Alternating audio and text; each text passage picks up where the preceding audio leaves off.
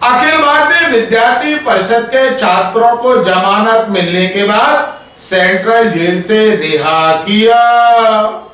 बीमार बीसी को अस्पताल ले जाने के लिए जज की कार छीनने के मामले में बीती रोज ग्वालियर हाई कोर्ट से जमानत मिलने के बाद दोनों आरोपी छात्र नेता सेंट्रल जेल से रिहा हुए। दोनों छात्र नेताओं को लेने के लिए एबीपी नेता व कार्यकर्ता बड़ी संख्या में जेल के बाहर मौजूद थे।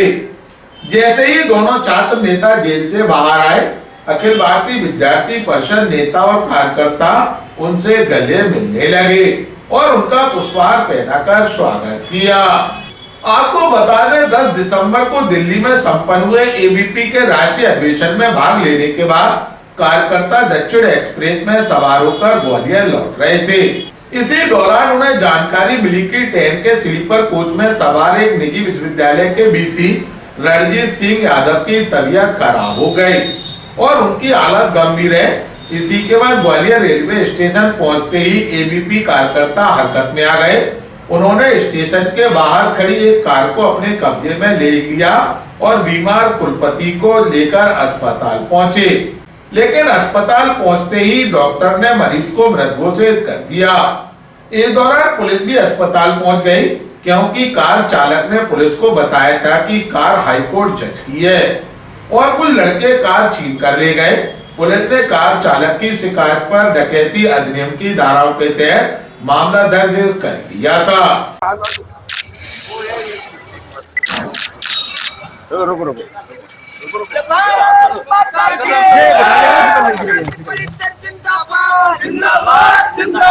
सुब्रत भैया जिंदाबाद जिंदाबाद जिंदाबाद। जेल के ताले टूट गए, जेल के ताले टूट गए। सेवा का व्रत है तारा, जीवन सारा। सेवा का व्रत है तारा, जीवन सारा।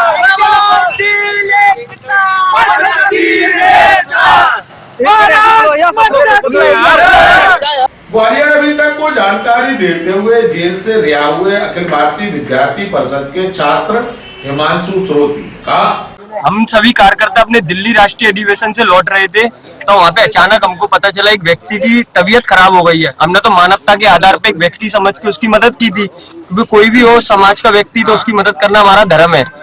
तो उसके बाद हमने देखा कि उनको स्टेशन पे जब हमने उतारा तो वहाँ पे आसपास के स्टेशन मास्टर, जिनको हमने बोला कि उसकी मदद के लिए गाड़ी की व्यवस्था कराए, कुछ भी चेकअप के लिए किसी को बुलाए, तो किसी के माध्यम से वहाँ पे 10 से 15 मिनट हो चुके थे और कोई भी ना गाड़ी आई। और उनके माध्यम से ये बोला गया हमसे कि यहाँ पे कोई गाड़ी है ना कोई व्यवस्था है, मतलब आरपीएफ पुलिस है, उनके 2 स्टार टीआई वगैरह आसपास खड़े हैं और ये कह रहे हैं हमारे पास गाड़ी नहीं है। और उसके बाद हम बाहर गए, जब देखा हमने कि एम्बुलेंस आई नहीं थी, तो एक व्हाइट कलर की गाड़ी खड़ी हुई थी, पर हमको ये नहीं पता था वो मजिस्ट्रेट की गाड़ी है।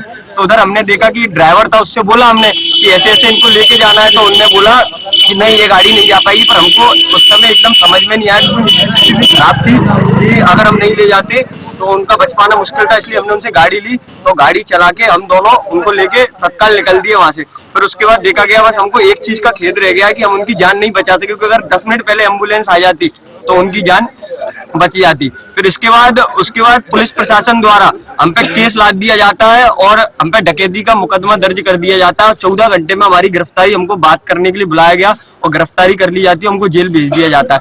और कई केस जैसे हम देख रहे हैं, कई आपराधिक केस डले हुए हैं, पर अभी तक उन अपराधियों पे ध्यान नहीं दिया जा रहा। पर हम छात्रों पे अचानक केस डाल दिया जाए, ना उसकी जांच होती है ना कुछ होता है। फिर उसके बाद हमने देखा कि जब विद्यार्थी परिषद की छात्र शक्ति और प्रदेश भर से जब जनमानस सड़क पर उतरता है, फिर न्यायालय में केस जाता है, वहाँ पे याचिका लगती है, तो जो न्यायालय होता है वो न्याय मंदिर होता है, वहाँ पे सत्य की जीत होती है। तो हम न्यायपालिका को भी उसके आदेश को स्वागत योग मानते हैं, उनका भी धन्यवाद करते हैं, उन्होंने सत्य की जीत का साथ